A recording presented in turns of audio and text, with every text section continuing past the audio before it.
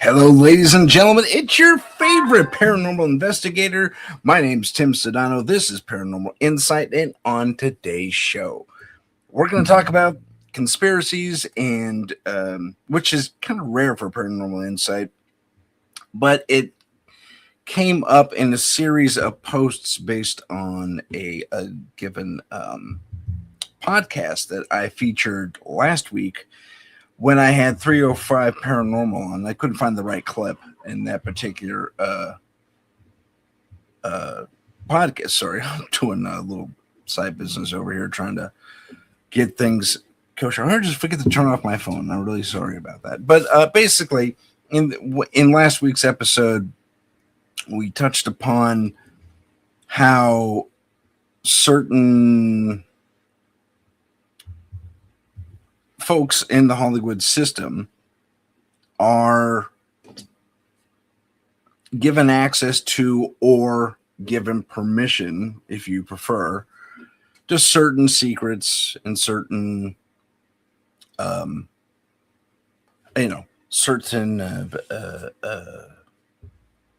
Okay, we'll just stick with secrets right now because the other word escapes me completely. But basically, you get my drift, and we're going to look at that today and see what we can see. Now, for the life of me, just to get things rolling here, I could not, and I did my research too, but I could not find a given specific documentary. Maybe it was a podcast.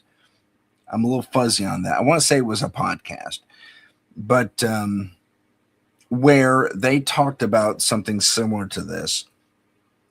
And in that podcast or documentary, I'm pretty sure it was a podcast, this individual who's supposed to be in the know on these types of things goes on to say, well, back in the 70s, 80s, or as early as the 50s even,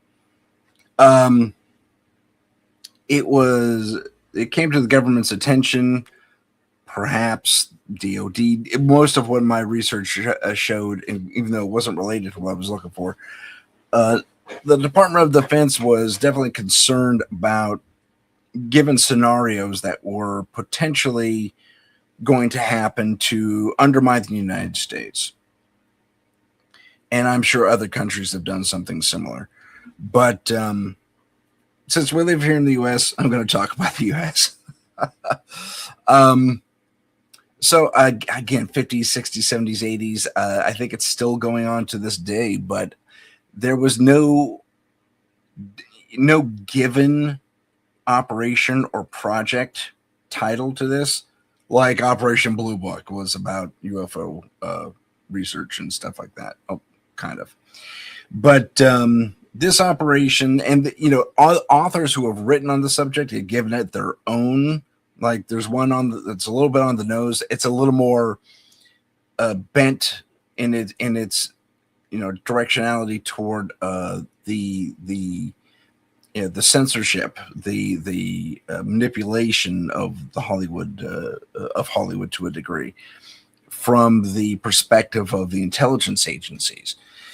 An immediate example just popped in my head right now is one of my favorite shows, Stargate Command. You may remember the episode where they get they go back to a character who was having odd visions and knew how to reach, the top brass people at Stargate Command, saying, I think I'm an alien, that type of thing. So this is good stuff. So big hello from 305 Paranormal joined us in the chat. Thanks, guys. Good to have you here. Heidi is here and Sherry is here. Welcome, everyone. Welcome, welcome, welcome. If any of you want to join me on air, let's see if I have this going. First off, I'm going to show this to everybody. You kind of brought up an interesting thing. If you want to watch us live, or do you want to go back and watch us from the beginning, this is the address you have to use. I'll leave it up for a few seconds so you guys can write that down or take a picture with your computer or whatever. For those of you just listening, that is www.youtube.com/@paranormal_insight. That's all one word, one string, streams, plural. And I put that out there because YouTube, for whatever reason, is not pushing my newest stuff on the main videos tab. So you have to go to the live tab, which is under streams there. So go there directly, or when you go to the PI, Paranormal Insight, look for the green PI like you see here in the corner, and you'll find me. Then go to the live tab, and you'll see the latest videos from all of my live and pre-recorded interviews since last year. Yeah, it's been a year, and they still haven't cleaned it up. Anywho, packing bags. Oh, that's right. Jen and Mondo from 305 are going to Paracon in Narlands. Yeah, that's one of the cities we broadcast from. So you're gonna have a lot of fun there. That's gonna be a blast. I'm very upset I'm not able to go this year because I really wanted to. I even asked Joe, our Uber boss, to send me down there as a moderator, or as or just to send me down there, check it out. But never heard anything from him, and I didn't want to bug him too much about it because I like my job. But that aside, it was. I'm sure you guys are gonna have fun, and I'm really looking forward to your report. In fact, Jim Mondo, when you get back, if you're willing to report on it and do a little show with me about your tour down there. It's kind of a tour, but it's like a tour meets a con meets a tour. It's kind of fun. They're doing investigations down there. You tried at last. You tried at least. Oh, 305 said that to me. Yeah, Jenna Mondo said that to me. I did try. Yeah, it was a try. Yeah, so if you want to come back on the show next week or the week after, or do a pre-record and tell us about your adventures down there, that'd be fantastic. I know you got your own podcast to handle that, but might as well expand the audience and go from there. So let's get back to the stuff at hand. She's in the panel chat. Hi, Sherry. She's in the panel chat. I just read Heidi's thing, and she's in the parallel chat. I see. Never mind. I guess she's in different chat rooms.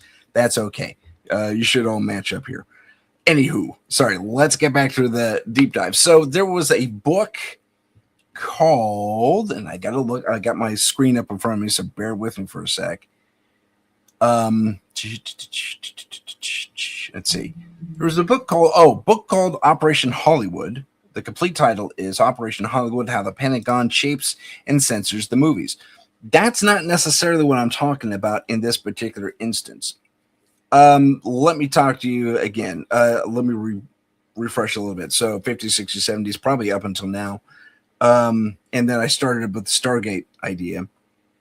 So in the Stargate, they have this alien buddy of theirs whose name completely escapes me, and he ends up being a writer in Hollywood, and he ends up pitching what he takes these memory drugs, these memory altering drugs, so he doesn't remember his context, basically, and he writes the show Stargate. So it's the show within the show kind of a thing. And it's extra campy, way extra campy. It's called Wormhole X or something like that.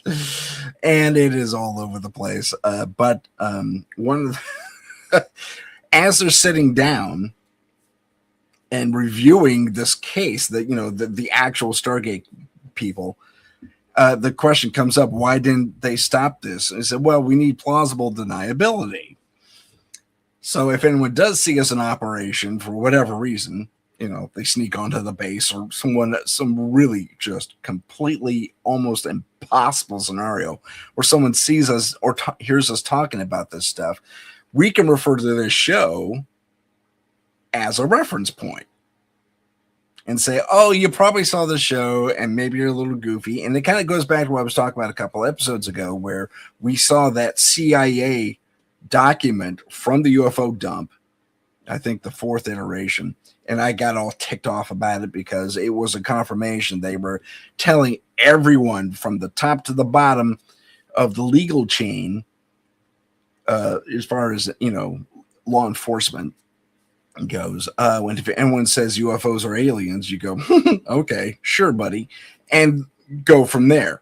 So that was an instruction everybody was getting, from the highest federal officer down to the local Leos, the local law enforcement officers. I just realized I said local enforcement officer, but I digress. So that's interesting. That's what Stargate said, but that's not exactly where I'm going with this.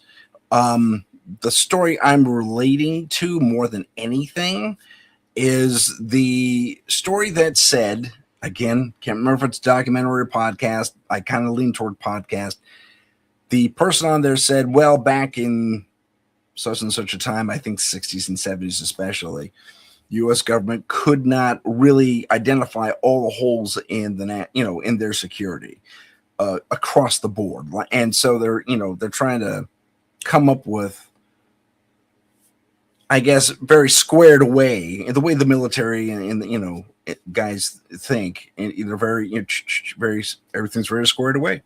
Not a lot of room for out of the box thinking, and that's where the Hollywood guys came in, because they were coming up with weird scenarios, strange stuff, and they approached a lot of sci-fi guys. I think Roddenberry was approached. I think Rod Serling was approached, and they had this little panel. It was kind of like a think tank, and together with these federal officials, these Hollywood producers and directors and writers would kind of powwow. It's like, well, I was thinking about what you said about this last time, and I came up with this scenario. Is that viable? And so they look at it and say, oh my gosh, that's a total hole in our security net. Wow. Okay. We'll do something about that. Of course, writers and producers and directors, being who they are, they see story as a good example. Apparently, the movie Air Force One with Harrison Ford was one such potential threat that they had found a way to completely block off and neutralize. And sorry, my next little store today. Block off, neutralize, and fix. They fixed that hole in their security. But the writer producer said, "Can I turn that into a movie?" Yeah, okay, sure, why not? So Air Force One is one example. And a lot of our spy and political thriller films usually have something to do with that type of a relationship. And that's kind of where I'm going at.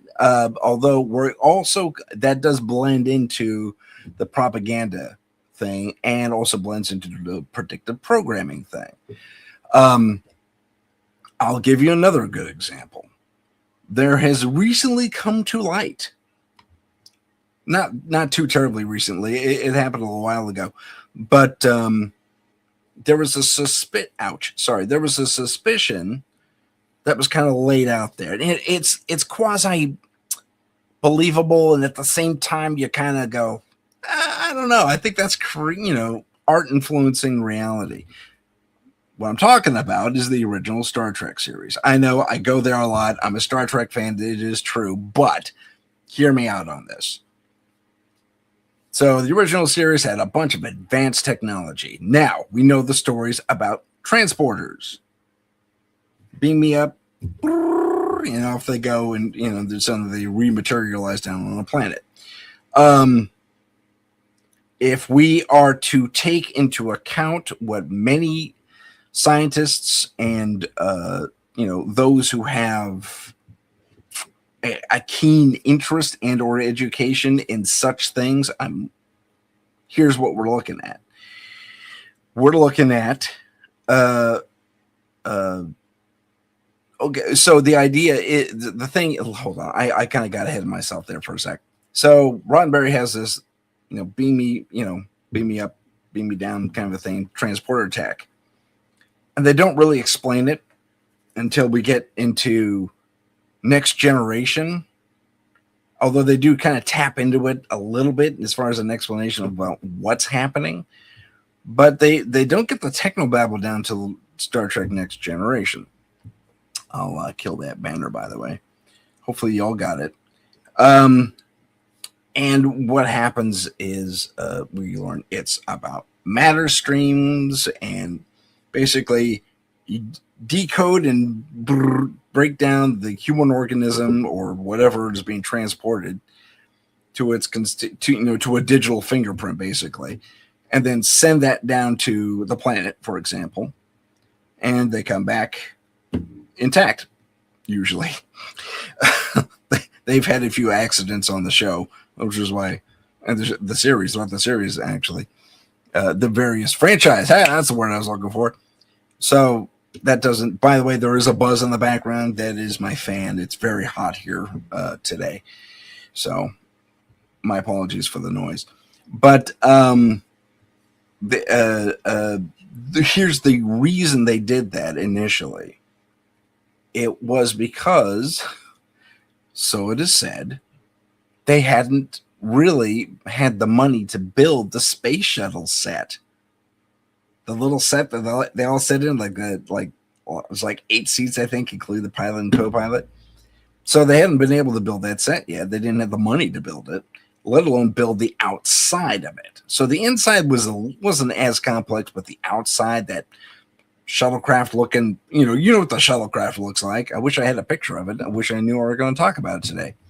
But anyway, they didn't have the money for for the set piece for the exterior with a functional interior, because you may recall they actually went inside this thing. It would later show up completely refurbished, I think down in Houston in a museum, which I thought was really cool, and it got taken away since. So hopefully it's intact somewhere. But here's the thing. The transporter idea was, and this is kind of hearsay, rumor, third person accounting, was originally that's my stomach, excuse me, was originally, I hope you all can hear me,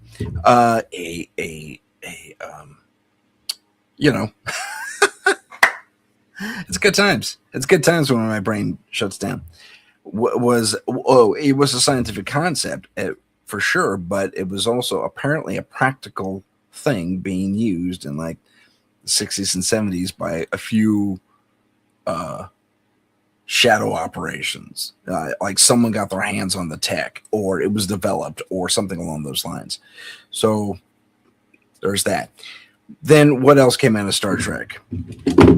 So I just turned off my light. I damaged my light. Cell phones came out of Star Trek.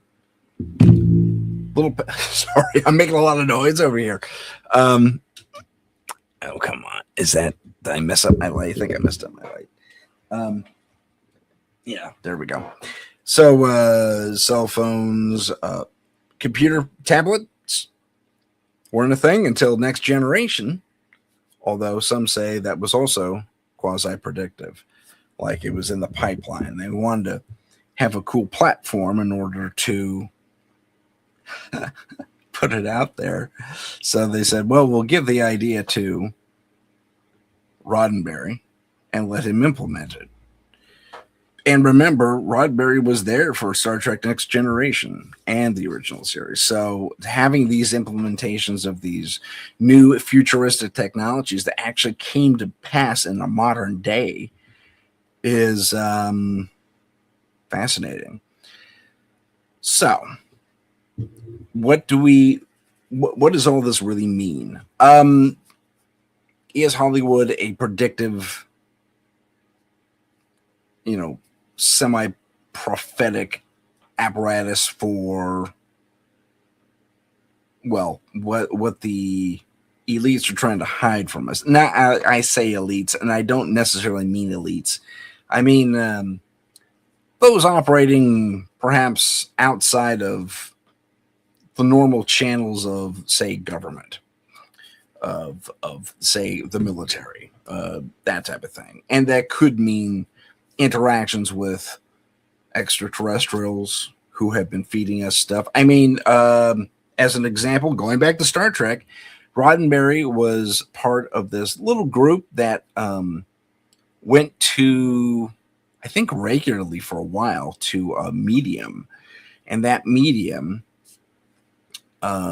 channeled various people from outer space, apparently.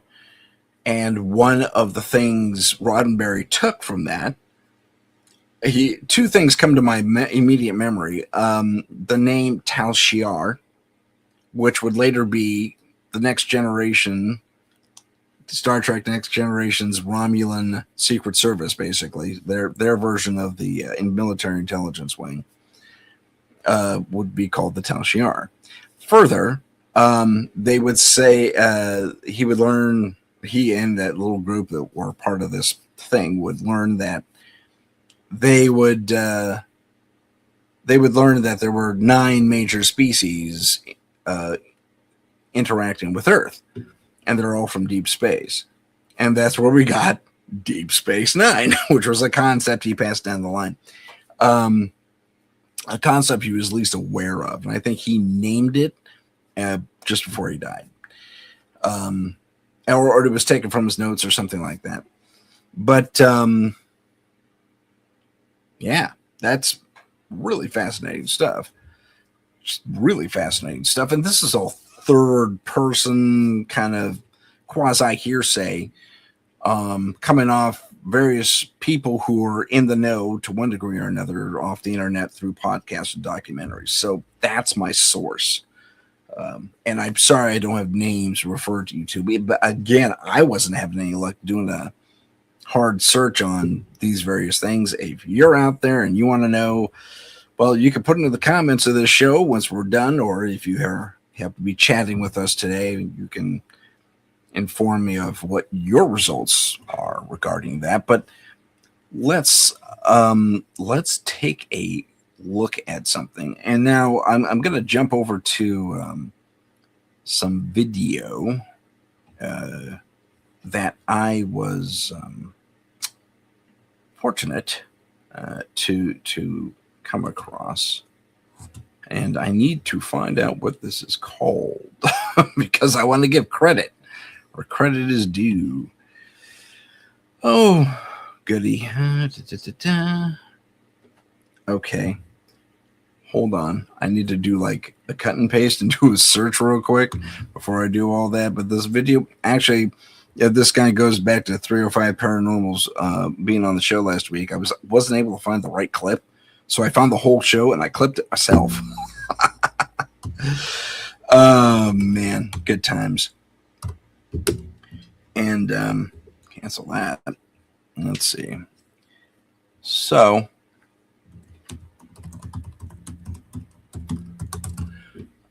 excuse me.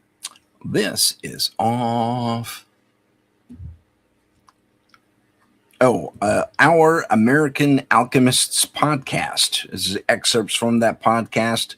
So good stuff there, guy. Man, that I love this one. This was Bryce Zabel and Brent Friedman, and chiefly it's Brent Friedman talking in the examples I'm going to show you. But it was a lot of fun. Where'd it go? There it is. So bear with me. I got to be a little quick on the draw here in order to pause things. So let me get this guy up here, and he's going to talk about. Now remember, this is a Hollywood producer, okay, and they're in part talking about Spielberg's new movie, which at the time I hadn't seen yet, and I just recently saw it, and if it was supposed to tell us anything, I don't get it. It's stuff. I mean, okay, maybe as a paranormal guy, I already knew it, but it didn't tell me anything new. In fact, it just kind of left me it's like there were some questions I had that I didn't find were answered. if at all. So, having said all that, let's just play this clip, and we're about to hear Brent Friedman talk about his encounter with a Nordic-type alien on Orcas Island.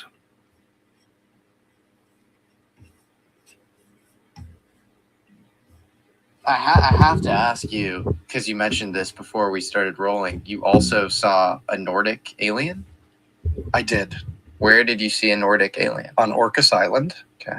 I was visiting a friend there. I'll keep this one short. I was visiting a friend there, and I woke up the next morning after we were talking about a bunch of stuff, and he'd gone down to the store, which is quite a ways away from his property, to get some food.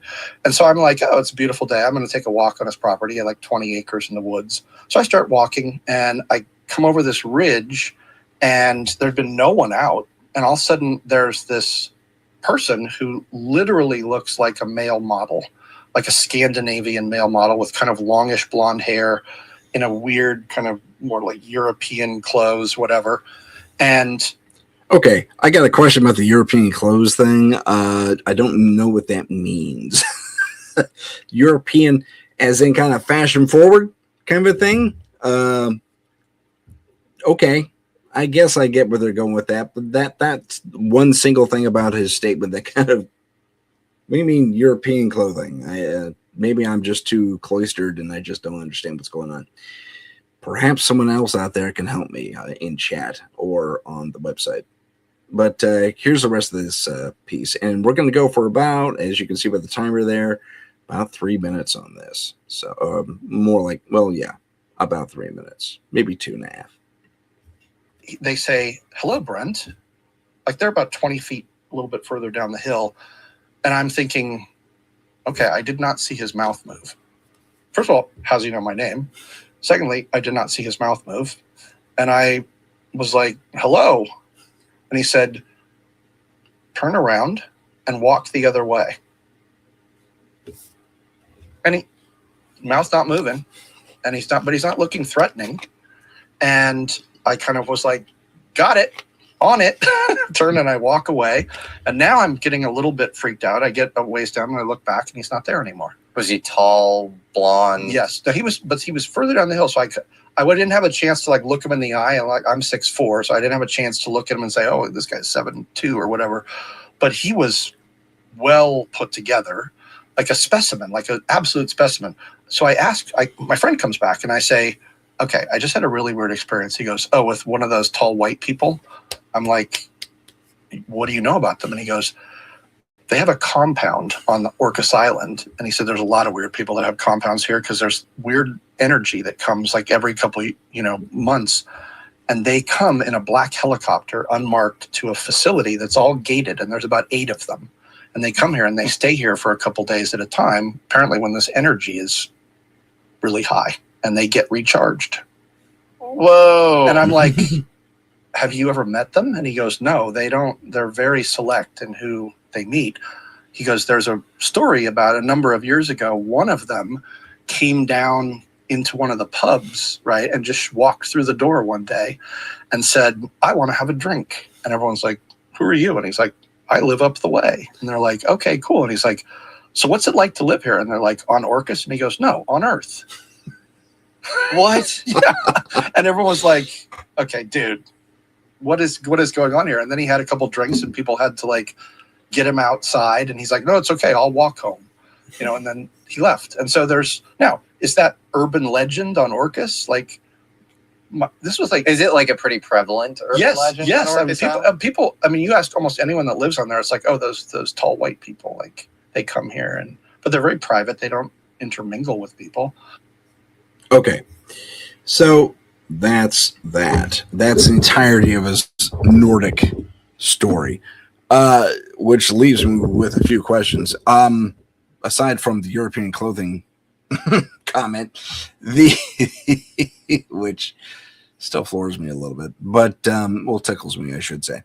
But there's something more to be said about. And in that interview, they're comparing what we saw in Spielberg's movie, where he focused on, and I don't think I'm giving too much away here, the Greys, but didn't focus on any other type of individuals. Now, in the fifth tranche, as they call it, of UFO releases, they describe verbally, like in written cue, one such alien as a short little gray. That seems to be their focus so far. I beg your pardon. I have been saying for a little bit now that we should, talk more about what these aliens are, what they look like, where they're from, and what their motivations are here on Earth. Beside, the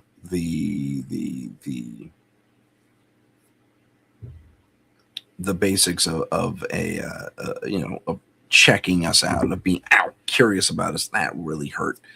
A little burr over here on my desk. Anyway. But his partner in the interview is I should probably not use the word partner. Anyway, his associate in the interview has something interesting to say about ontological shock, and we're going to play that next.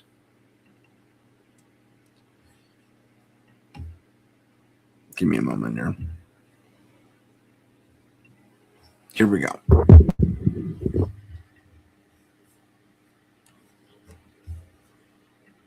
Circling this all back to Disclosure Day, it's like, one of the things that Bryce and I talked about after we saw it was Spielberg took a really compelling story about gray aliens.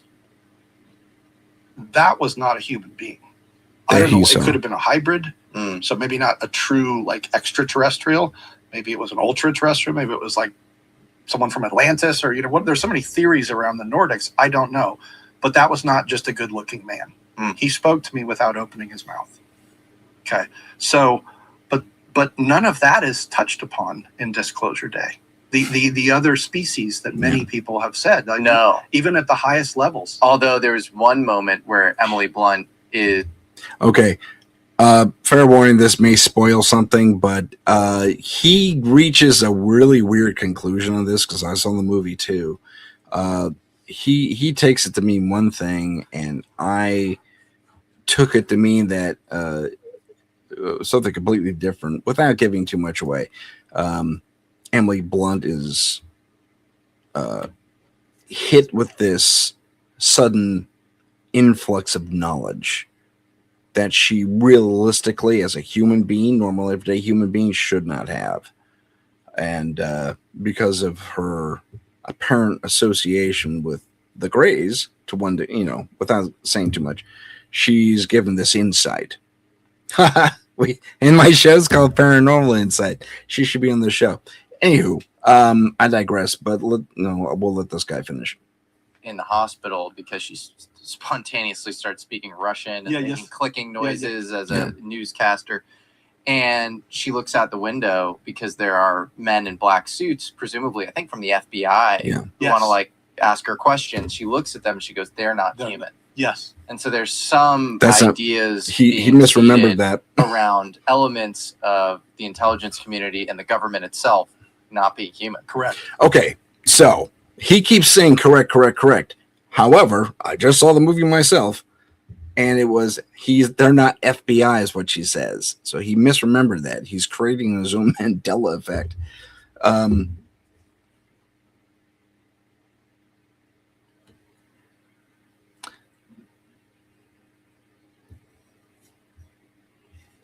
$305.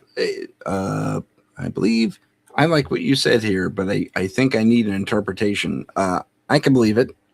Laugh out loud. It's pretty remote and beautiful, almost like untouched a bit. I can believe it. I can believe my phone's buzzing. Sorry, I gotta really just turn off everything on this, don't I? With the whole Orcas Island thing, yeah. If that's what you're referring to, apparently these alien types really like remote stuff, and so do our governments. Something about our forests being, at least in Oregon, at least so far, are being cordoned off. If we can't hunt there anymore, we can't stroll through it anymore.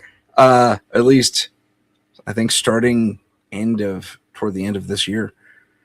Anyway, that's a little more political than I like to get. I may start a political show just to voice some of this stuff, but let's continue on. So he goes, yeah. I think it's more yeah in the vein of there's not enough evidence, inclusive evidence that really surrounds the entire UFO alien phenomena. I know I said UFO. Please just don't give me grief about that. Which is fascinating. And I always think is the hardest part of this whole disclosure thing to grapple with is the idea that they're not only are they here, they're probably in charge of disclosure because they have like this, 360 control over a lot of this stuff. And they're probably in charge of at the very least, chains of command within government, if not like the entire thing. Right. And like, that's really hard to say. Like, how do you go, then all of a sudden, disclosure is essentially ceding your control immediately. So like, how do you do that? How do you make a speech saying like, I'm not actually in charge? Right. What do you know? No, I absolutely agree. We've talked about this too, that, the minute that disclosure moves into, it's not just people coming to visit us from outer space, that it's much more kind of anything from Lovecraft, which is like really scary. They're all around us, to, body snatchers, where it's like a bunch of humans that you think, your neighbor might be an alien or might be a hybrid. The minute you move into the X-Men thing, we're back to the Red Scare. We're back to, well, wait a minute. So some of the people on this planet look like humans, but they're really aliens, or they're presenting as aliens. They're shape-shifting, whatever they're doing. I don't like that, right? Because then how do I know? Now I don't feel, not only am I not the apex predator on the planet, I don't know who to trust or who to believe. You're into like a whole, that's to me, when people talk about ontological shock, it's not just, oh, you're going to remove your free will. It's like, I don't know who I'm interacting with anymore. That's the end of that clip. So that was the whole ontological shock from that particular episode of that show.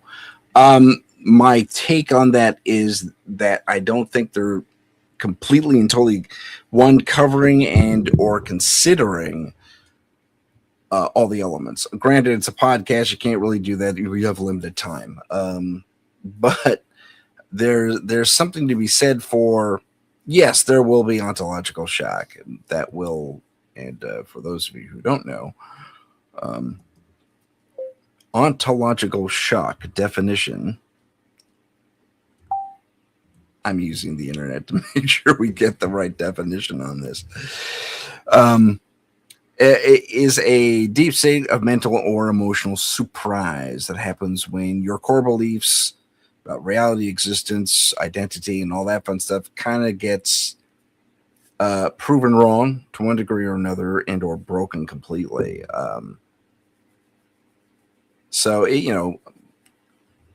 Ontology is the philosophical study of being, of self-identity and stuff like that. So now you're even more educated than you were before if you didn't already know what that word meant.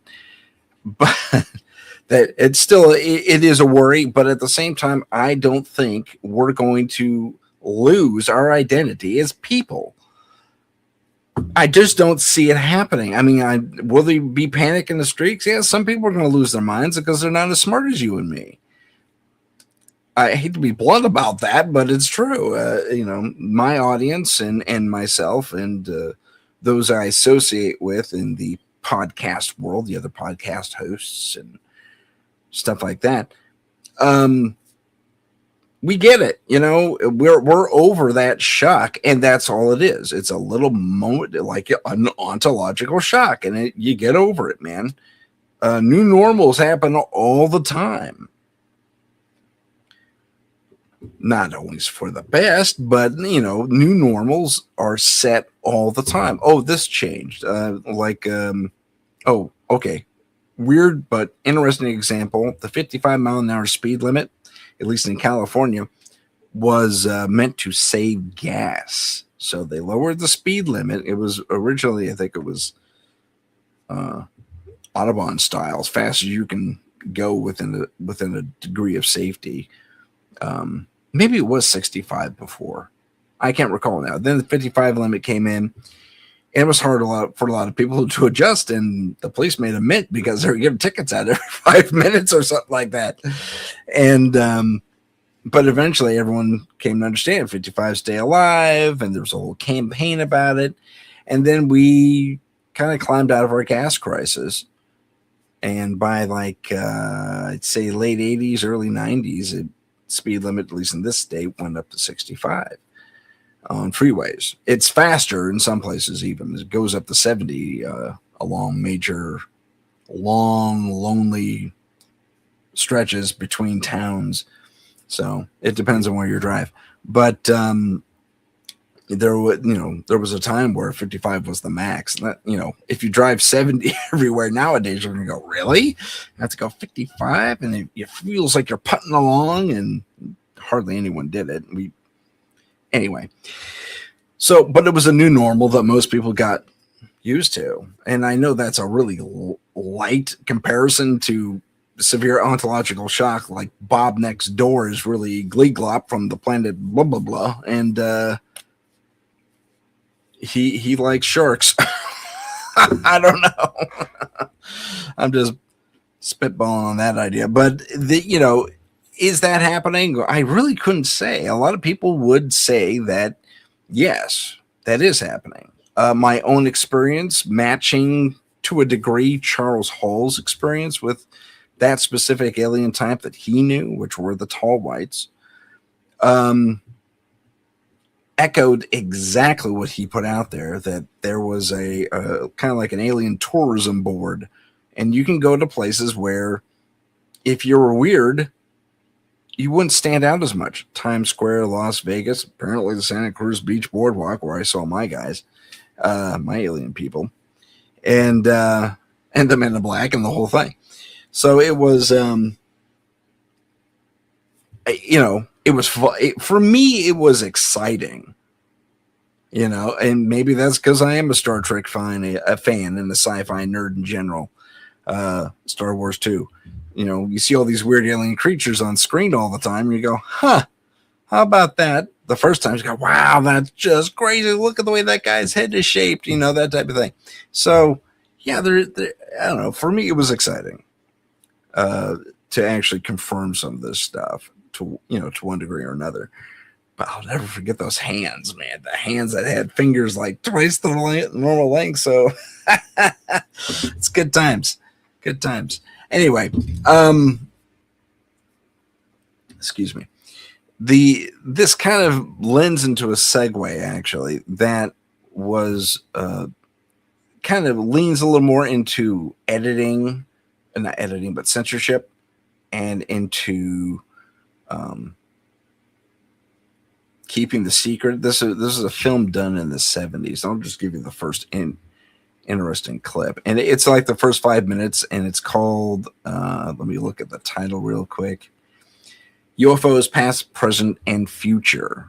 And this was hosted by Rod Serling, who you expect to be in charge of the weird stuff, and I think that's why they selected him. But he was also a person, I think, who was on those panels, those think tank panels I was talking about. He was on those panels. He's a fantastic writer. Twilight Zone, you've seen his stuff. I mean, yeah.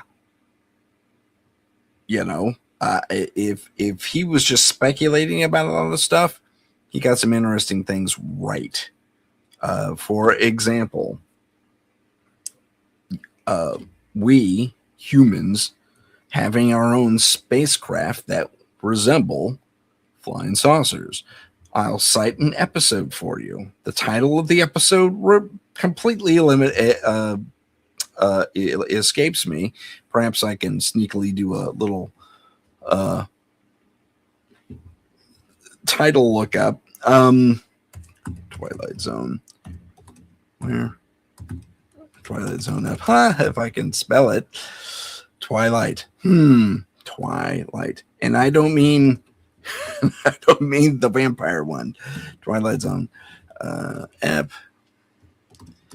Where a giant, where a woman I gave it away, darn it, where a woman is attacked by tiny astronauts.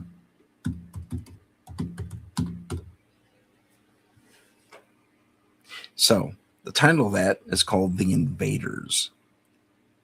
And it was the 15th episode of season 2 of the original Twilight Zone. It aired in 1961. And I'm starting to sound a little bit like Rod Serling. I can't do him very well. But basically, it was, I wonder if that, yeah, there we go. This is a screen grab from it. Here's something. There's more. They don't have it anymore, so I'll have to do that. Hopefully, I can make this work because they give me a little bit of grief on this picture here. All right, I'll tell you what. I'll just share this because they don't show it, which ticks me off. But eventually, this woman goes into her attic after these little guys or no, she's drawn to the attic, I think, and these little guys start attacking her with ray guns. Now, mind you, they're this big, and it's clear because it was the 60s and they didn't have the budget for a lot of miniaturization photography, like side by side, and they could have done it but I guess they didn't have time or resources. But there were those little wind up mechanical guys that walk like this, and then they stop and they do something wee, and they fire their little guns. So I'm not kidding. They're wind up toy, and they disguise the wind up thing as a personal radar system on these little astronauts. It was hilarious in that regard. But let me show you the image real quick of what I got on my screen here. Okay, so this is the woman, and this is an example of the little wind-up toy astronaut over here. And maybe I can blow it up a little bit. Let's see if I can. Now, oh yeah, I can. Look at that. So that's the little wind-up toy astronaut right there. You can barely make out his little radar thing. It goes wee around. And this, of course, is their spaceship. Well, when you get the reverse angle of the spaceship, it says U.S. Air Force with an American flag on it. He was one of the first ones to put that out there. And that speaks to the potentiality of a secret space force, which is really cool. So was he telling us without telling us, or was he in the know on something, or was he just being extra creative? There's no doubt in his writings, just the way he had characters speak. He definitely had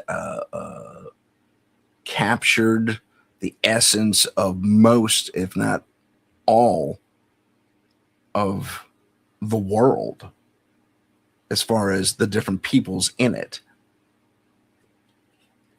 And I mean, people from different states, their accents, people from different countries, their accents, and how they would speak and present and all that fun stuff. It was amazing because he was very specific about how people were presented, and they weren't presented in a cartoonish way, in a way that was somehow false or over the top. I mean, the acting was kind of over the top, but actually it wasn't. I take that back. It was actually pretty good for its day. I will say that. In fact, I'll retract that statement. The acting wasn't always like supreme and believable and stuff like that, but I'd say 99% of the time it was. There were a couple of episodes that called for that over the top performance acting, but of the era, the 60s. But it was way bad. It was really good, ahead of its time for sure. Anyway, see, I told you I was a sci-fi nerd. But so this kind of wraps up. Do they know, or are they being creative and just happen to be getting it right because they have brains enough and experience enough to actually take educated guesses at what may be ahead. I'm talking about the writers, producers, and directors, mostly the writer producers, like Rod Serling and Roddenberry and all those guys. Ouch. So, yeah, what did you all think about that? We're going to take a break a touch early, and we'll talk a little bit more when I get back. I'll see you in about 2 minutes. This is the United Public Radio Network, 107.7 FM in New Orleans and 105.3 in the Gulf Coast. UPRN Esoteric programming at its finest. Long ago in the ancient world, the Trebus Omnes Lux, later known as the Tridents, were celebrated heroes, defenders of humanity against unspeakable monsters. Today, they continue that sacred duty in secret, hunting the dark evils that lurk just beyond the shadows. They are the Trident of Light.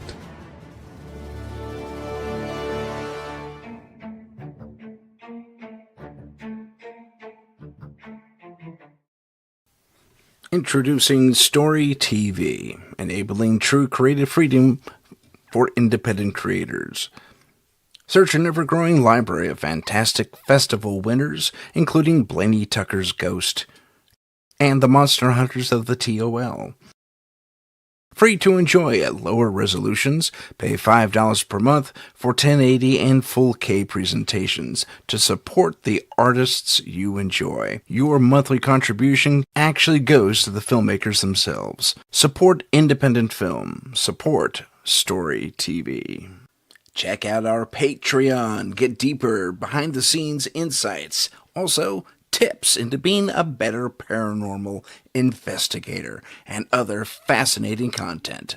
Follow us on Instagram at paranormal.insight. Stay informed on upcoming shows, see what paranormal trends we're following, and help us reach 50,000 followers by liking, following, and sharing. Don't forget to follow us on YouTube at paranormal_insight. Click the live tab to see our latest videos. Hello, and as I cough into the microphone, hello, ladies and gentlemen, and welcome back to the show. Let's start off with a fun. Whoops, I hit the wrong button. Boy, isn't that par for the course? It's not Paranormal Insight unless I hit the wrong button. Okay, so here we have Mr. Rod Serling. Now, I will apologize up front. The quality of this is really low. It's like 480. So I can only do so much with it, but I will present it as it is. And this is the first few moments of this called UFOs Past, Present, and Future. And this features Rod Serling and Jose Ferrer. Let me get it up here for you. I think this will be interesting. And I'm going to show you this for a very specific reason. First off, this great story from the ancient past and one of the first documented UFO sightings. This is going to be fun.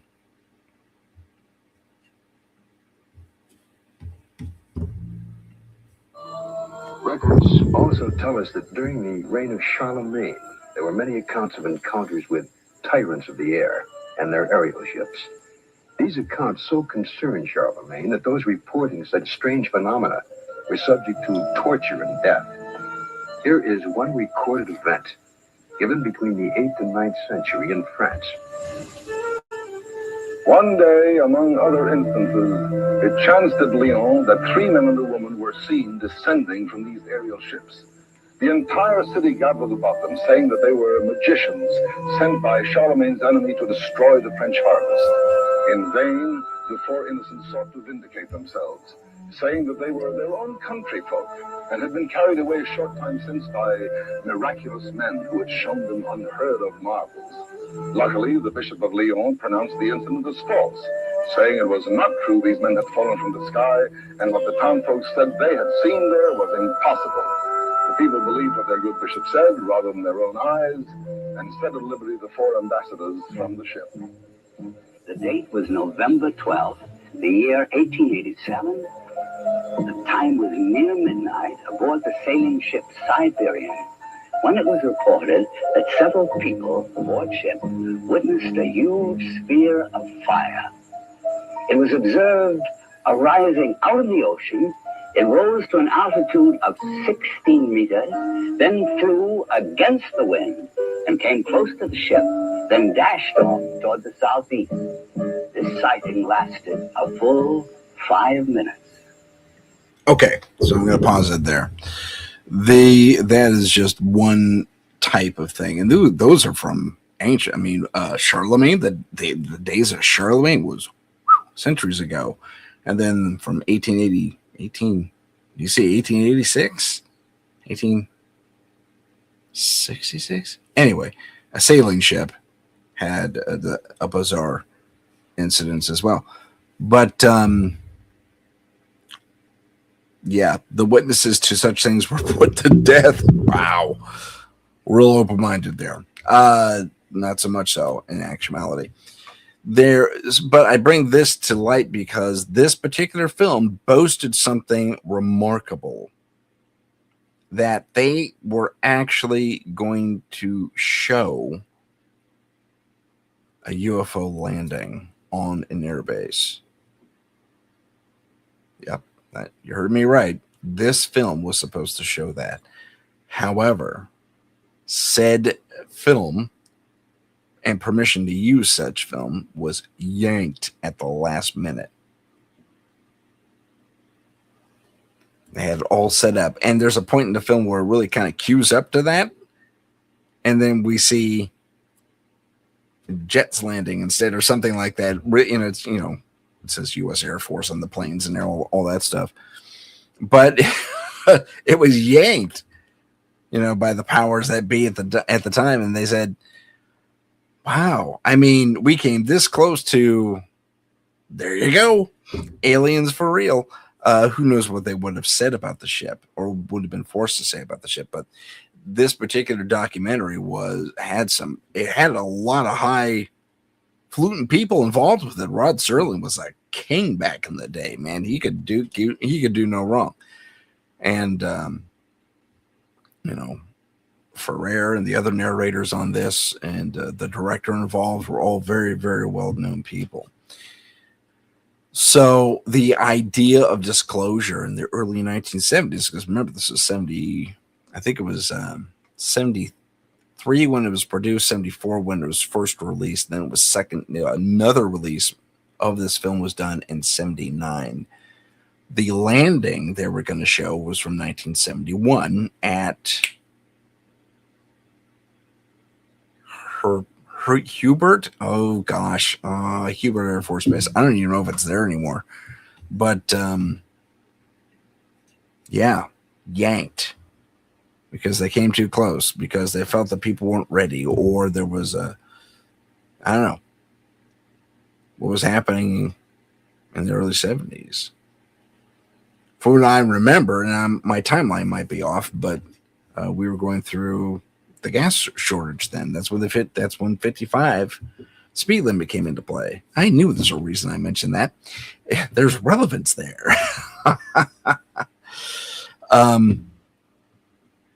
But there was, that's kind of where I'm going with this entire episode, is that there has been a relationship, and it's very well documented, between the intelligence, intelligence apparatus at large in the U.S. and perhaps foreign stuff as well. Although they got their own TV, so I don't know why they mess with us so much. But interacting with our entertainment and news broadcasts. Can they tell us everything? Of course not. I mean, there is certainly a need to keep some things secret from the public at large, which is to say, do I like it? No, I don't like it, but I understand its necessity. What I do not necessarily like, and this is my opinion, like what's the opinion of one guy, is that we are boldly lied to when we have other evidence that supports certain claims. In this particular case, UFOs and aliens being real. And that's despite having, well, multiple people, witnesses, credible ones, former, military pilots and all that fun stuff, from 1951 where oh my gosh, he was a professor, I think, pilot, and he saw the discs flying over Mount Rainier, or the wedges flying over Mount Rainier in 51.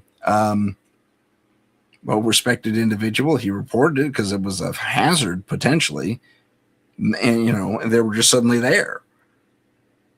Okay, if I were a pilot, I'd report that too, and I didn't know better. Yeah, I'd report it. But then other pilots are saying, well, I saw something similar, and I saw something similar. But for me, it was in Utah or New Mexico or whatever. So you have to understand the history of the UFO phenomenon, and then also understand what we've learned individually outside of the mainstream. Because for a while, I'll give you a great example. Okay, we're going back to Star Trek kind of a little bit. Leonard Nimoy played Spock. He later had a show called In Search Of, and I grew up on that show. Man, I love that show. It was so intriguing. It was a little boring at times because sometimes their subject matter was, like their first episode, for example, was I fell asleep. I'm not going to lie to you. I did. I remember falling asleep, but I'm still intrigued by the idea that plants and trees and bushes and all the rest of the flora,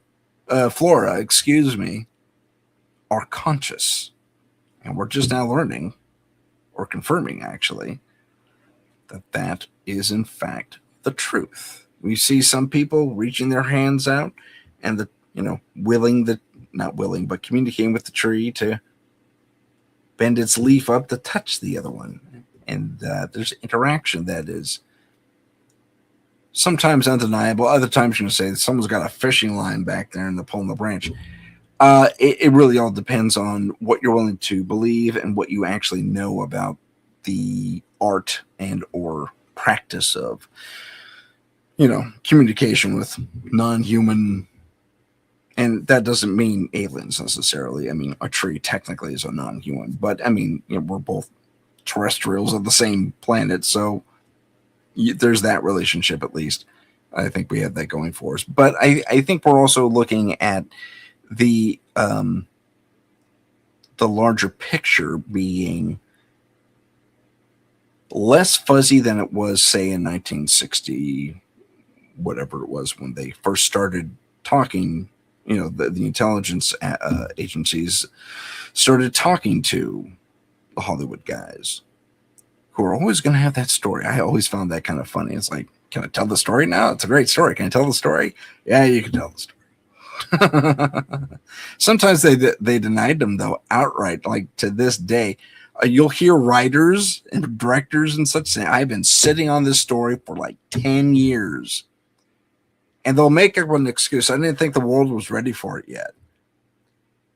I bet you, and I have no confirmation of this, but I would bet you that that's because they were part of that think tank operation. And they didn't have permission until very recently. Yeah, it's good times. And they probably even get money from, subsidies from the government to make the film. So okay, we bottlenecked your progress on that project. So here's this money, that money, whatever. You want to shoot in a forest and use military hardware? Okay. You can do that. You deserve that. So there's a little bit of quid pro quo happening, I think. And some of the authors I mentioned earlier have confirmed that.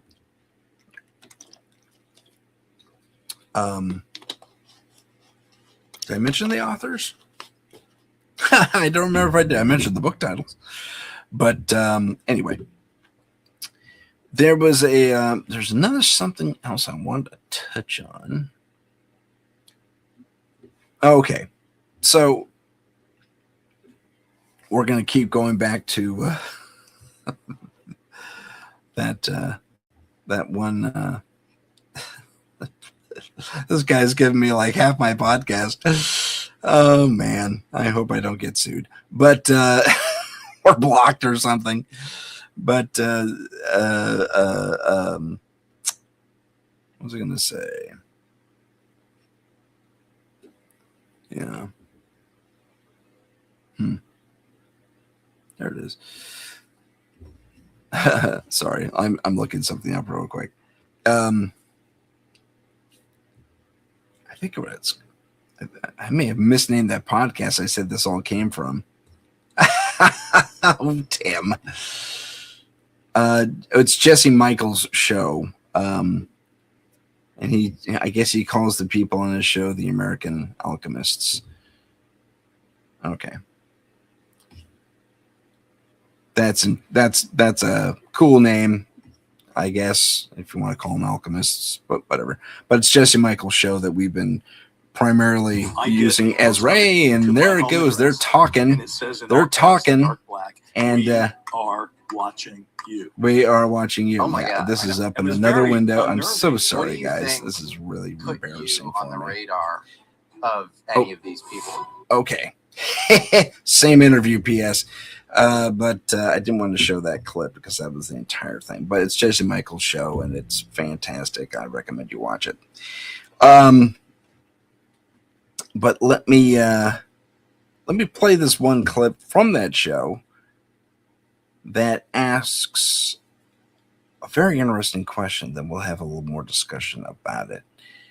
And this is where Jesse Michaels himself actually speaks about a past guest of his and how he interviewed someone who, well, I'll let the clip play.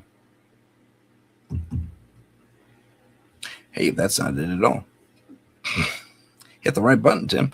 Again, it's not my show if I don't hit the wrong button. It's so silly. Here's the clip.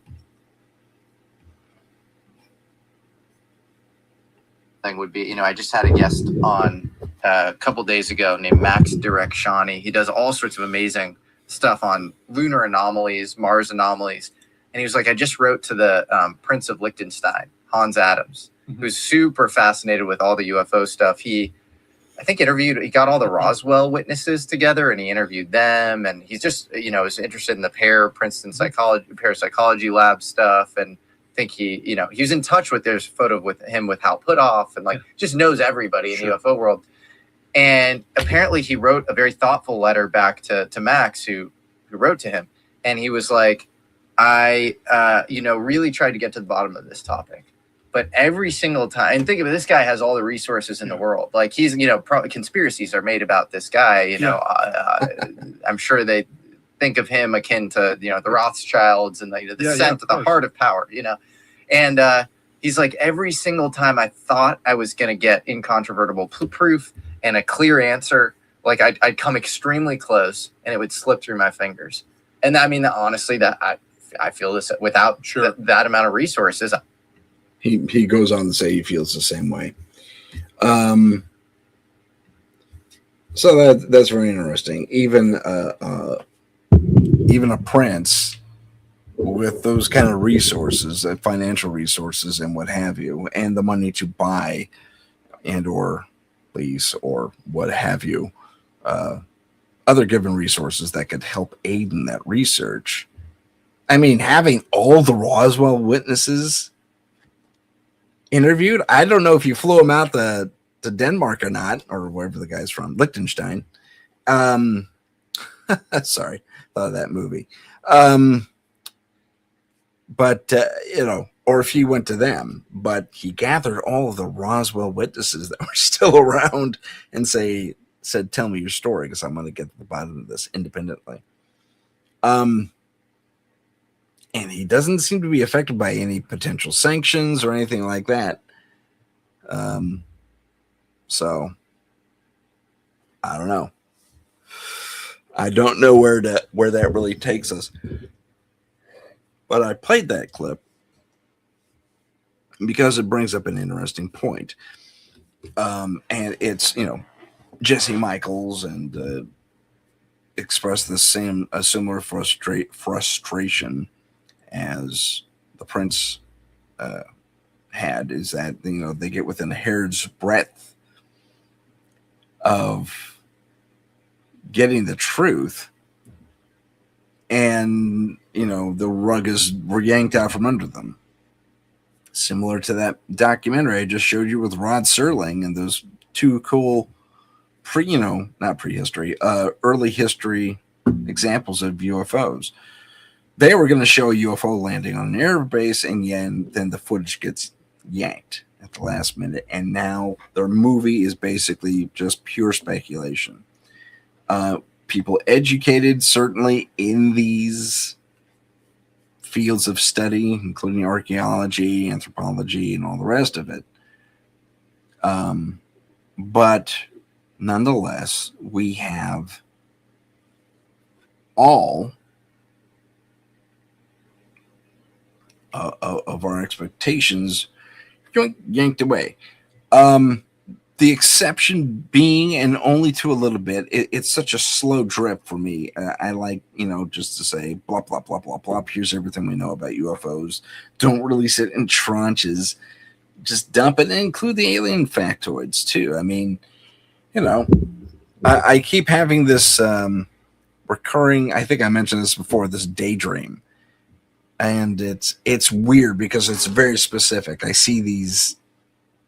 Are they reptilian? I really couldn't say, but they have a language to them. And it seems like maybe if they are there and it's not just in my head, they could be out of phase. Maybe I'm picking up on them to one degree or another.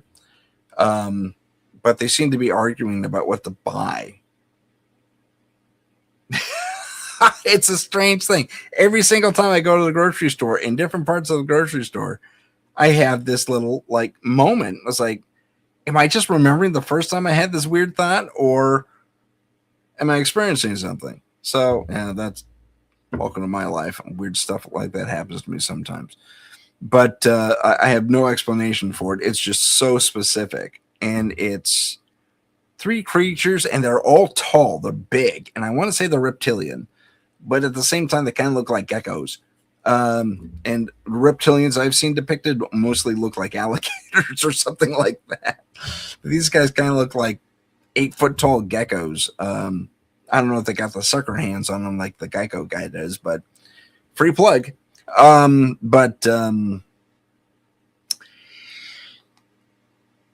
Oh, and they're wearing clothing like a uniform almost, but not a uniform. It's almost like a robe, but it's like a vest.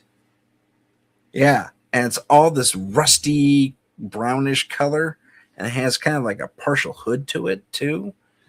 Almost, so they're like vest version hoodies basically, except they're more robish in the way they hang, because they go all the way to the ground. So, I don't know. I'm not a fashion person, so if you took a hoodie and made it robe length and cut off the sleeves, you're pretty much and you made it this rusty kind of. I wish I could find an example in my space here that I could tell you about.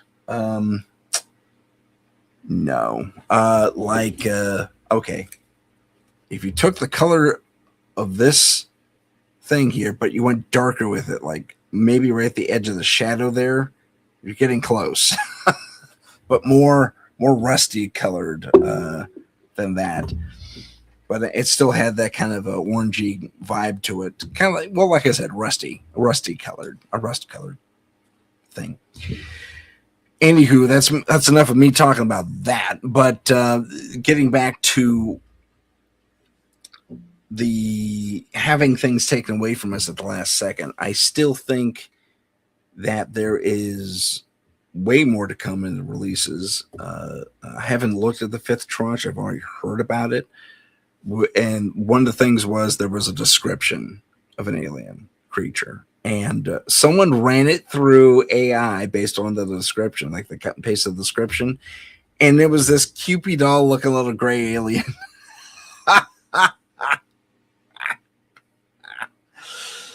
Too funny. And it was like 3 foot tall. It was cartoonish in the rendering. So I don't know. No one said go cinematic told the AI to go cinematic for a more realistic view, but I guess maybe that's for the best. But if you can find that, look it up. This blonde young lady came up, put it out there. And anyway, but yeah, I think that's also where I kind of come back to what Brent Friedman said earlier on, where Spielberg and other things don't explore the other alien types out there. And it makes me question why. Now, here's something interesting I only just recently kind of became aware of. Sorry, I'm trying to adjust my volume here. And that is that with the exception of a few things on Star Trek early on, I'm talking about, one was the first Star Trek thing on like late 60s, right? Last half of the 60s. Right? 68, 69, 70. No, 67, 68, 69. Beg your pardon. Sorry. When I talk too much, I get yawny. Yawny. Yeah. A new word. I coined that one. Probably not, but I digress. I just lost my train of thought. Oh no. 60s Star Trek. No. Wait a minute. Did I go back to Star Trek again? This is embarrassing. Oh, right. Okay. So we saw a few aliens in the original Star Trek series. We saw Spock, pointed ears. Andorians, blue skin with suction cup antennae. Romulans looked exactly like Vulcans in the original series before they added the weird sharp stuff. Klingons were basically human looking in the original series, and then in the motion picture they had the bumps, the extensions of their spine, as it would turn out to be. And so on and so forth. But in Star Wars, we see a myriad of various weird creatures, and a few of them kind of look familiar, like the Greys, especially in musicians. Can you imagine? The great space exploration. Yanni. Yeah. Yanni. Heidi's down with my word. Feel free to use it. It's all yours. You can use that, but I coined it. But so we see the Greys playing musicians. They're great at abducting people and playing music. Apparently, we saw a blue variation of the big-eyed, big-headed aliens. 2 astronauts or 2 pilots, maybe, having a really intense conversation. The hammerhead guy who had the weird head that did that. Heidi's the best. That's what she said. She said, I'll give you credit for sure. Thank you so much. But yeah, so Star Wars really gave us a tighter insight into what may be out there, including, and he goes by so quick, but you see the little guy going like this, like gimme, like he's asking for uppies, but he's really asking for a drink from the bartender. And he makes that little pss, pss, pss, kind of a noise to him. Well, if it was such a flash of a thing, it's like maybe 16 frames or something like that, and it was a bat. He was a bat creature. Isn't that fascinating? And then there's the ugly guy with the scar, humanoid, and then his partner with the kind of looked like a spider, the head of a spider. I didn't see extra eyes, but most of the facial feature, I can't do the voice that well, but he had the two bulbous kind of organs here where you might expect manacles or something else like that, and they're really big eyes, and says is gonna rip your head off. This figured humanoid is speaking for him, and anyway, so lots of different creatures in Star Wars. On Star Trek, not so much, but you know who did go all out on the creatures, and they kind of made a modification recently. They did a restoration. What's that called? Starts with an R. You restore it to 4K, and you add a few little hints. You buff up the graphics and stuff, so it's 4K and really pretty and all that stuff. What's that called? There's a name for it. I'm in the film business and I can't think of it. Not restoration. Kind of is a restoration. But anyways, they did that with Doctor Who. And Doctor Who had all kinds of weird aliens. And true, it was dudes in rubber masks a lot of times. But there was also dudes in full-on wearable, like, skin. Not skins. I'm sorry. Not skins, but full wearable costumes, and they looked very much like aliens. And their faces never changed because they had two little peepholes here that were, or maybe they had a collar in their uniform. In reality, it was just a screen, so the actor within could see out. But refurbished is all I got to. But Doctor Who, I mean, even before all this restoration and stuff, they went all out.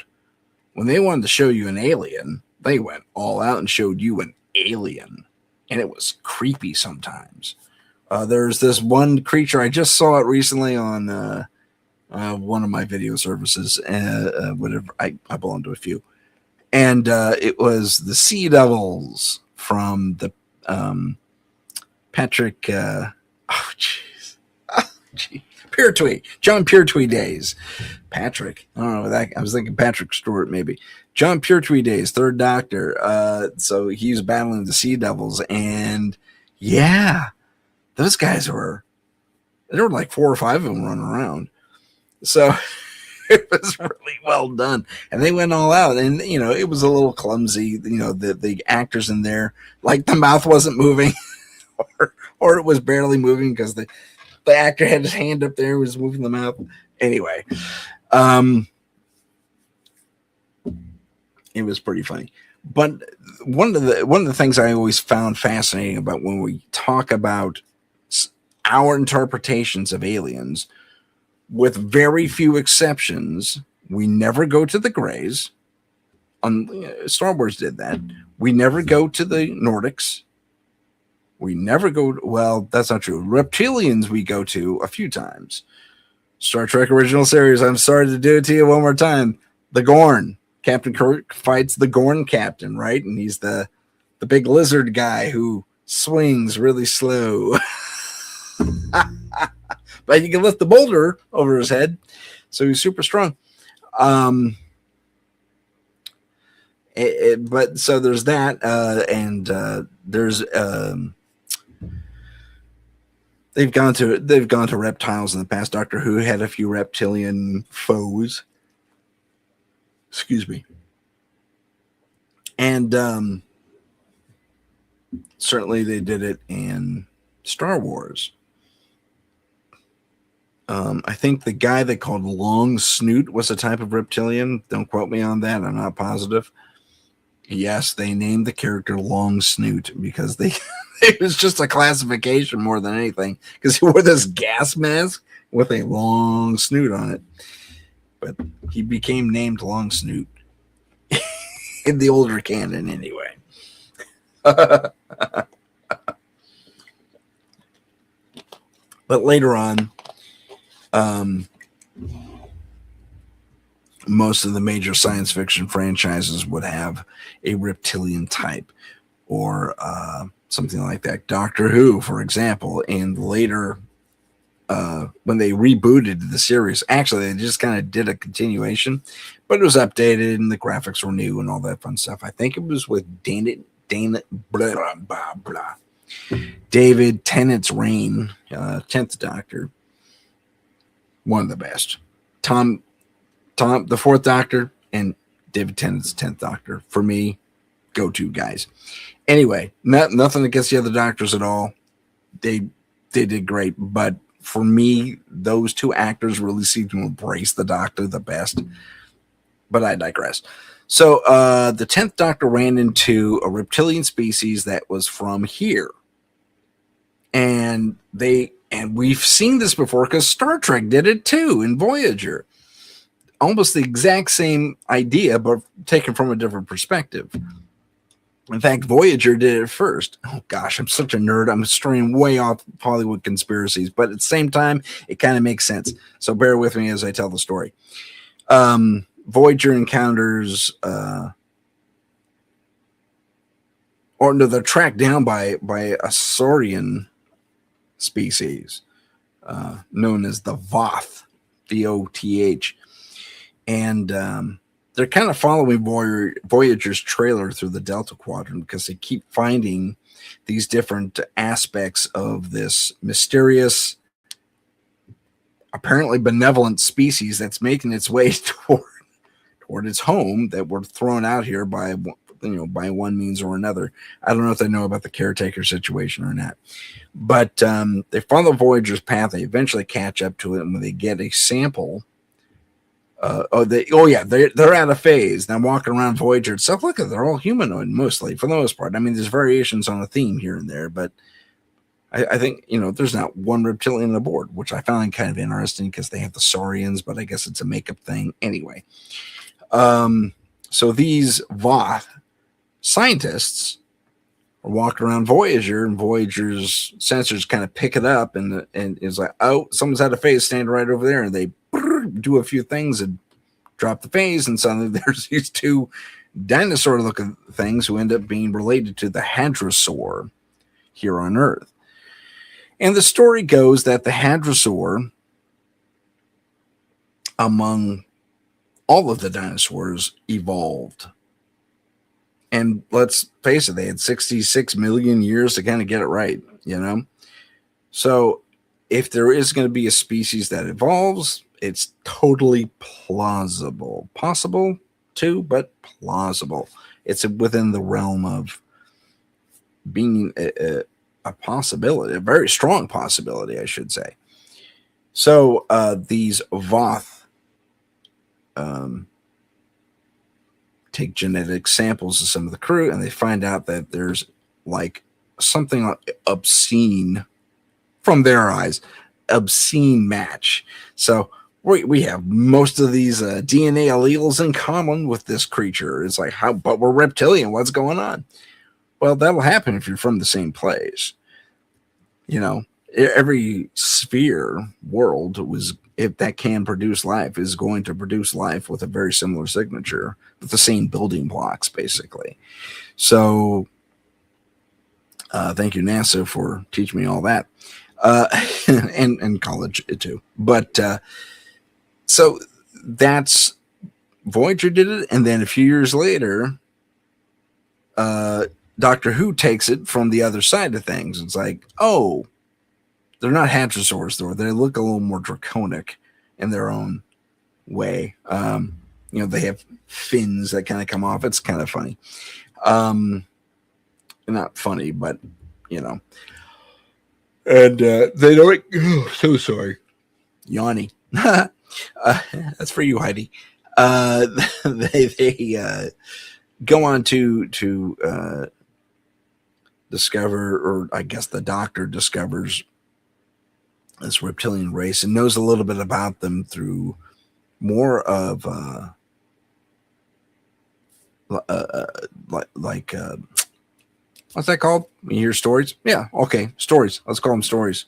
Just tales and rumor and all that fun stuff. And he's surprised to learn that it's real.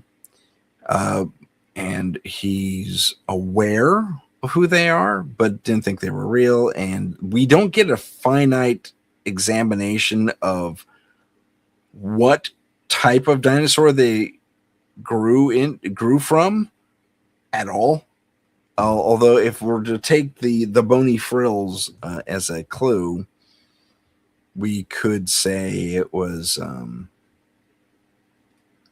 Triceratops or one of the Ceratops types, but that's a guess on my personal observation. Probably not even right, but they are reptilian, and they had a thriving colony, and then they realized that they couldn't, when they were becoming more and more in conflict with the humans that were coming into being. So they decided, I think it was a split decision. Some left the planet and others stayed as kind of a home guard type of thing. But they were in cryosleep, and it's like one person here or there wakes up every so often, checks everything out, makes sure everything's working as far as these sleep apparatus go, cryosleep or whatever it is they're using, and they putter about, and then maybe drift to the surface once in a while. And if they wear the right clothes, they can pass as human most of the time. Because it always seems they get revealed. Oh my gosh, she's a reptile, a monster, whatever. Doctor Who's always been pretty good about providing a very human aspect, humanistic. Is that a word? Humanistic? No, I don't think it is. But giving their monsters a more human background. It's like, oh, we're more alike than you think we are, that type of thing, which is interesting because that lines up with my experience with Charles Hall's Tall Whites that I saw, because that little girl, not so little, but little girl, threw a classic childhood tantrum that you would see in Earth Kids easily. I don't want to go. Again, no words when she did it, but you could almost feel the frustration and fill in the blanks verbally when she stomped off to her mother.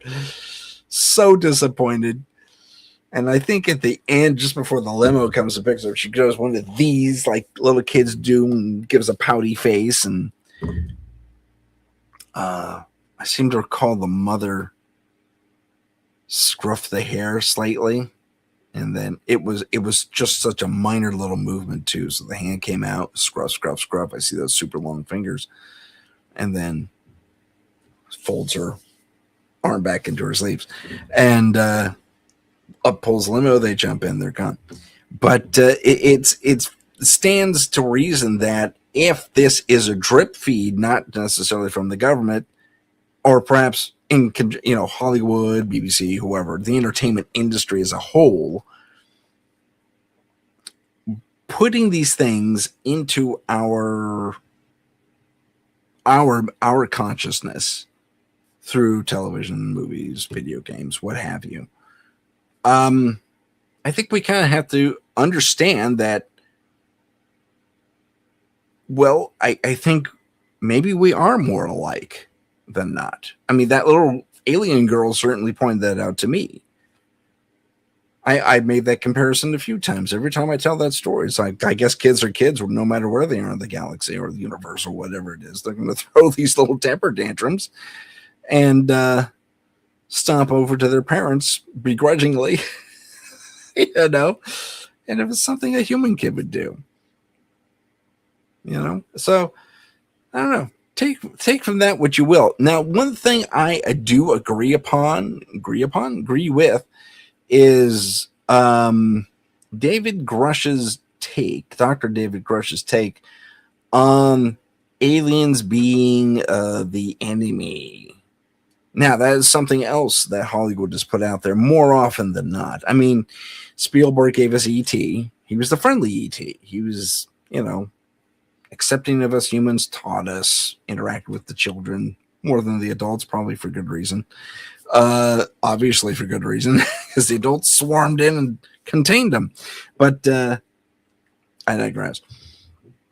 But so there was Close Encounters, where the adults kind of got it right and had to be a very controlled environment for the adults and the government and the military to interact with people. And it was a weird exchange, because you will recall in Close Encounters of the Third Kind, there were a series of astronauts, or at least military types in training. Although they weren't all crew cut types. A few were, but not all of them. There was a striking blonde woman among them, too. So it was all these men and one blonde woman. And they all had the aviator sunglasses on, the orange jumpsuits, and they finally fit Richard Dreyfuss with a jumpsuit, because the Jacques Vallée type character, whose screen name escapes me, but yeah, that was supposed to be Jacques Vallée in the movie, the French researcher. The French researcher in the movie was not called Jacques Vallée, but he really was. He was supposed to be. He was the stand-in for Jacques Vallée, basically. Anyway, so he says, "Oh, we've encountered this guy before. He fled from us into the mountains around Devil's Tower, and then showed up here at the base on the other side of Devil's Tower, and yada yada yada." What a great movie! But Spielberg did something most others didn't. The alien wasn't the bad guy. The alien was a mystery. The alien was doing some weird stuff with time, space, and physics, to say the least, and weather manipulation. Although maybe that's a factor of flying around in giant ships. You're going to stir some stuff up in the atmosphere. But, yeah. In most of his stuff, the alien isn't the bad guy. I find that very fascinating. Can't say that for Kubrick. The alien itself, the thing with acid blood that has two mouths, and one of them comes out and tries to get your face, and sharp claws, and destroys people and infects them with their young, and golly, that's horrific. Excuse me. So Independence Day, those weird bridge, not bridge, but they had the clamshell heads. Their grays were weird, and they were out to get us. Oh gosh, I mean the Martians from oh my god, I just blanked on the movie. Not The Day the Earth Stood Still. That's a different flick. Also, Friendly Aliens, believe it or not.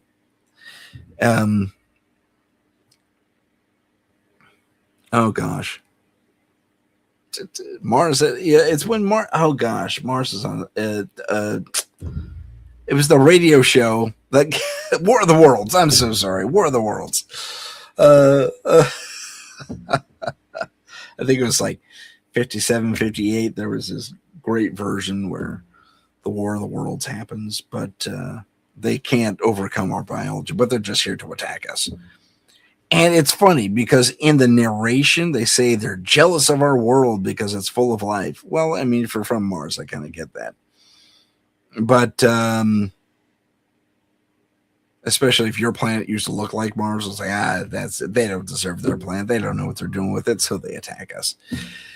Anyway, But most of the aliens are out to get us. Battle Los Angeles, Battlefield Los Angeles, I think, or is it Battle for Los Angeles? Something similar.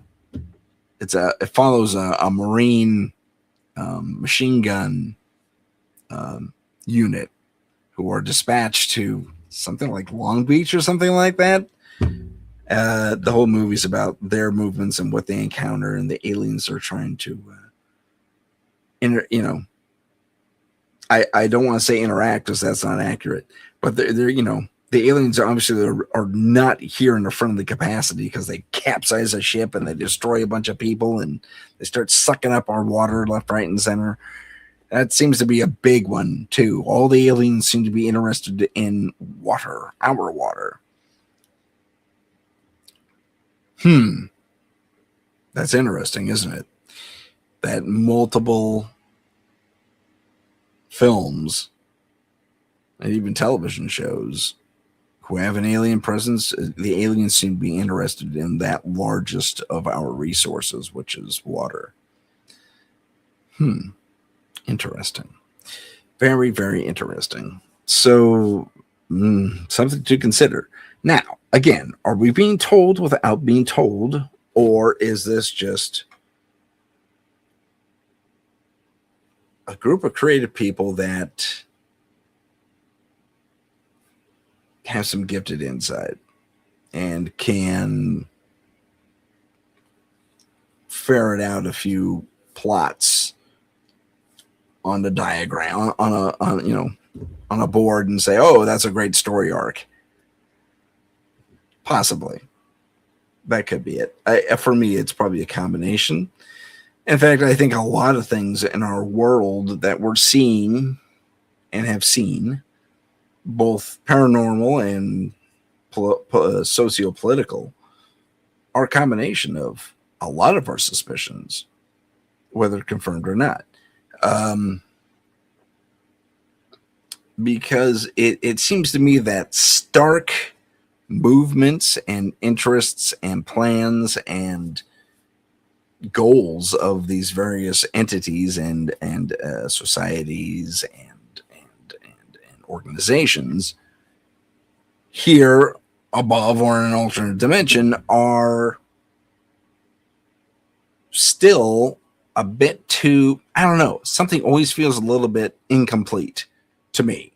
So something tells me there's a mesh of various interests that are happening, and maybe it'll all come to a single focal point at one point. Maybe it won't. I couldn't even begin to speak to that. But there may be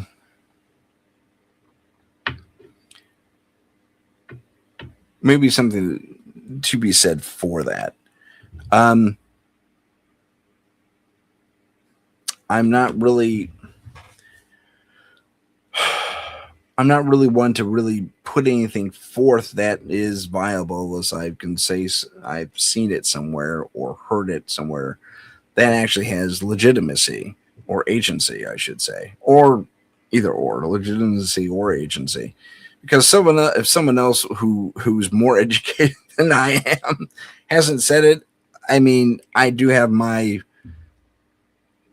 points going in my favor as far as knowledge base and experiences and what have you. But I can only take you so far. So others need to come in and kind of back up what I'm trying to tell you, or at least discuss with you.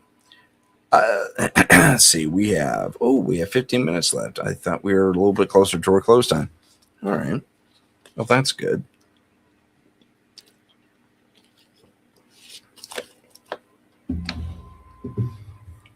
So let me get to... Nope, I didn't want to get there. Sorry.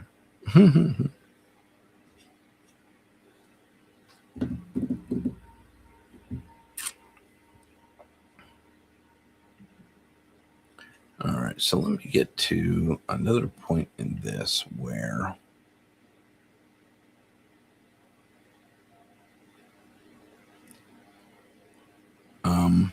is this it? let me take a quick listen. Awakened the following Saturday night around midnight by a telephone call. Okay. Performance unsettles the capital again. Okay, so this is a report, and we're going to look at this via the share screen again. This is a recalled report, and I think this is the section where the UFO landing was supposed to be, but they pulled it, so they're talking about something else that seemed kind of plopped in there and unrelated. And they do that in film all the time, where they have these contingencies, which is smart, but at the same time, blend things a little bit better. But I digress. Let's take a look at this. Awakened the following Saturday night around midnight by a telephone call to my home in Virginia. It was the public information officer for the Federal Aviation Authority. He told me the air traffic control radars were again picking up a large number of UFOs over the capital area. First, they would follow a definite flight path, and then they would suddenly disappear. Others would come into view just as suddenly. I placed a phone call to the command post in the Pentagon, and I asked for an intercept. About 2:40 a.m., we got a radio call from a flight of F-94s, 2 aircraft in the flight. They also, at about that moment, appeared on our scope. And at that moment, a very frightening thing happened to us. All of our unknown traffic completely disappeared the moment those aircraft came on the scope. The flight leader called in and said, well, it doesn't look like we're going to do any good here, so we're going to go back to base. And at the very moment those aircraft disappeared, all of our unknown traffic appeared again on our scope. And again, it was a very frightening experience. We called Andrews Air Force Base, and they reported exactly the same thing happened to their scope. At 10 a.m. on the morning after the sighting, General Landry, at the request of President Truman, called intelligence to find out what was happening over Washington. It was the largest and longest press conference held in the Pentagon since World War II. General Samford headed the conference and said that he was personally satisfied that the radar scope sightings were the result of temperature inversions, which are known and account for certain blips on radar. Although this was the conclusion of the Air Force investigations, interestingly enough, the actual report begins with this opening comment. A study of the various reports regarding the subject. Radar sightings do not allow a positive and final explanation to be made. The CIA hold on. Now would enter the picture by convening a panel of top scientists to examine the UFO phenomenon. Okay, so I think he said 63 or 60. Was it 61? Maybe been 61. So this actually links into, and I will remove that. This actually links into what I talked about a couple, 3 weeks back, where I just lost my personal cool over the whole CIA document. This is that meeting that they're talking about. So that was from UFOs, Past, Present, and Future. And what they're describing is the UFO flyovers of Washington, which Project Blue Book and I think it was Colonel Sampson, who was in charge of Blue Book's 2-man team, called them temperature inversions, and that's what appeared on radar. For a temperature inversion to have that much mass and move at that speed is unheard of. Temperature inversions don't do that. They're localized and they move like clouds. So super, super slow. Maybe faster if there's a nice wind, but not at Mach 3 or whatever it is they're reporting these things at in formation. So, I mean, these are UFOs that buzzed our capital.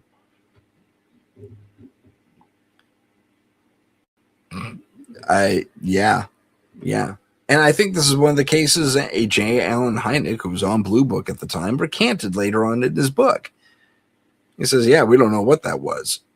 We know there were foreign objects flying over our capital, the nation's capital, but we don't know what they were. But and to call them temperature inversions was just something I put out there as a possibility, and they ran with it. See, and this is why certain people, certain people within certain agencies, military or intelligence, really need to have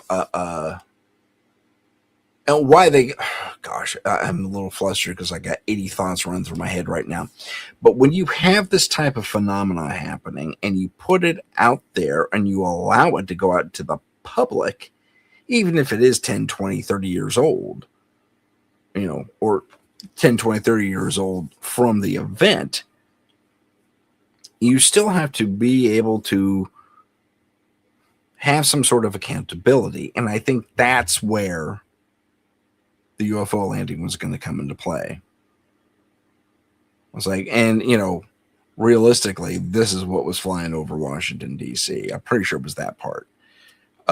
But then they drifted into the whole CIA thing and tried to pin it on them. And, the CIA had its culpability with regard to the cover up. And like I said, this is about the same time that document I freaked out over was released and discussed and all that fun stuff. And Hynek was on that panel. I think he was a conscientious dissenter, but not really. not for the purposes of that board anyway, because he was still unconvinced. It was only later on did he have, I guess, a better understanding of what was happening. And I don't think we know to this day specifically what turned him around. I know it was the evidence, in part, it was the evidence he found during his Blue Book investigations and reviewing those investigations, because he kept his notes, and re-interviewing, like years after the Blue Book closed, that he came to. I was like, gosh, what we know, and scientific advancement had come so pretty far 30, 40 years later that he was able to, effectively, and I guess, for lack of a better term, articulately recant. Oh, gosh, I didn't say that correctly. His scientific understanding advanced to such a point that he could strike down what he said before and says, oh no, the evidence does point to this type of encounter, like the whole Hopkinsville goblin incident, where those poor farmer guys were in basically a shooting war, a one-sided shooting war, I might add, with these creatures that would get knocked down and just get right back up again, torturing these dudes, pulling their hair, lifting them from the eave. I don't have hair to pull, but lifting them from the eaves of their own roof by the hair, tossing them around a little bit, scaring their kids and wives and inside, shooting through the windows from the inside, trying to get covered from these things and not really having it make a bit of difference. Okay, so now we only have like 10 minutes left. So it was 30 a minute ago, but oh no, it was 15, wasn't it? Anyway, so I guess my basic takeaway from this whole thing is that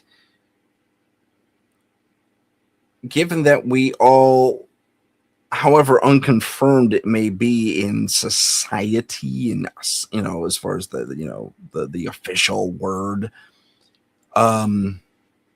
that okay, well, I take that back. The official word is these vehicles exist and these beings exist. We just don't know what their point is to come in here. Probably research or something like that. Some have speculated it's time travel. Man, we can go into 1,000 different hours on time travel. I tell you what, I think there's a time travel element to it. But like I said, I also think that there's a mixture of different things coming into play when it comes to the overarching phenomena of the UFOs and aliens. Having said that, the conclusion I'm drawing is that we are still being, at best, drip fed all this information. And I think drip feeding this type of information when everyone has a 4K movie camera in their hand via their phones, oh, you can't see it, but is a moot. Just put it all on the table already. That's my personal take. Are you going to have oncological shock? Yes. Is it going to be as widespread as you think? I don't think so. Okay. And that's an educated guess at best. Given, I mean, I'm used to this type of thing, the weird and the strange and all that is something that happens to me all the time because of my job as a paranormal investigator.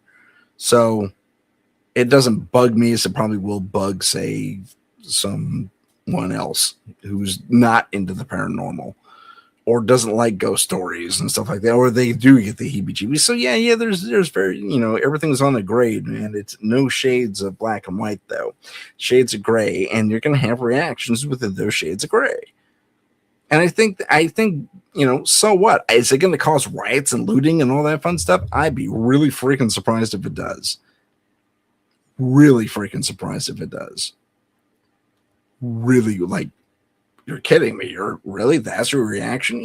Like I said, we have new normals all the time, whether we realize it or not, across the globe. And we adapt. And I think we'll adapt to that just as easily. Will there be difficulty? Of course there's difficulty. I don't think it's going to be as much of a tear your hair out moment as most of these people in higher states of government, in the military and whoever on else thinks. You got people smarter than me in think tanks. You should ask them. I bet you they back my play. Heidi agrees with me. She said so in the chat. So that's something to consider, ladies and gentlemen. Yes, we're being drip fed this stuff, and some of it isn't always in favor of a more peaceful,